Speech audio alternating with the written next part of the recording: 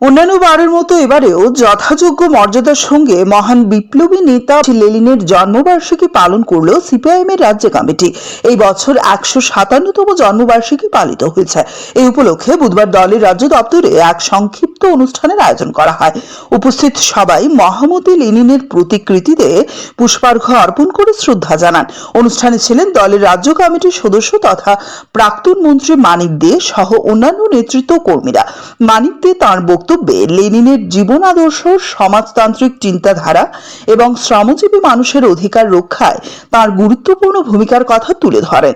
পাশাপাশি বলেন, বর্তমান সময়ে লেনিনের আদর্শ অনুসরণ করে সমাজের সাম্য, ন্যায় ও গণতান্ত্রিক মূল্যবোধ প্রতিষ্ঠা করা অত্যন্ত প্রয়োজনীয়। উল্লেখ্য, 1870 সালের 22শে এপ্রিল রাশিয়াতে জন্মগ্রহণ করেছিলেন লেনিন।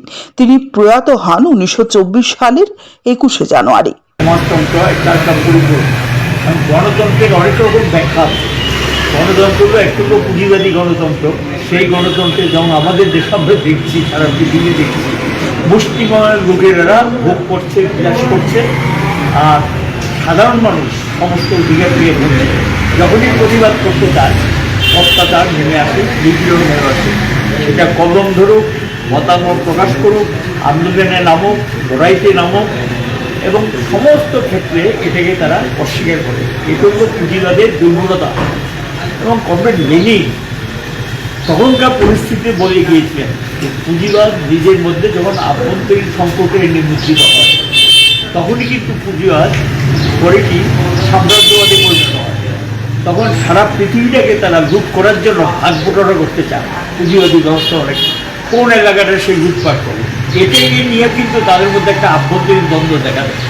আজকে পৃথিবীতে যদি আমরা লক্ষ্য করি, তিনি বলে গেছেন বহু বছর আগে, আজকে পৃথিবীতে যদি লক্ষ্য করি, পৃথিবীটাকে কে লুট করবে, কে ভাগ বটরা করবে, যেমন ধরুন এই তেলের সাম্রাজ্যকে লুট করবে, এই নিয়ে আজকে যুদ্ধ, বিদ্রোহ, রক্তক্ষয়, জীবনহানি ঘটছে।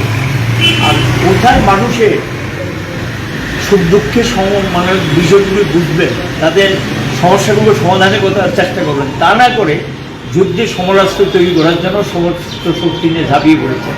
তো কল্যাণকামী রাষ্ট্র এটাকে বলা হয় না। কল্যাণকামী রাষ্ট্র তাকে বলা হয় যেখানে মানুষের সুখ দুঃখের অবসান ঘটায়, সকলের সমস্যার কথা ভাবে এবং দারিদ্রতা থাকে না, একটা শ্রেণীহীন সমাজ গড়ে ওঠে। এটার নাম হল সমাজতন্ত্র। কমরেড লেনিন এই সমাজতন্ত্রের অন্যতম রূপকার ছিলেন এবং তিনি সেইটি প্রতিষ্ঠিত করে গিয়েছেন। আজকের দিনে মার্ক্সবাদ, লেনিনবাদ যেটাকে আমরা বলি, কার্ল মার্কস, এঙ্গেলস লেগে গেছেন, এটাকে কার্যকরীভাবে প্রয়োগ করেছেন কমরেড লেনিন। তার অভিজ্ঞতায় যে সমস্ত বিষয়গুলি বলে গেছেন, আজকে পৃথিবীতেও তার সমাজ এবং সবাই আমরা এটাকে স্বীকার করে নিই, কারণ তার যে দেখানো পথ, এটাকে অনুসরণ করে আমরা এগিয়ে যাই।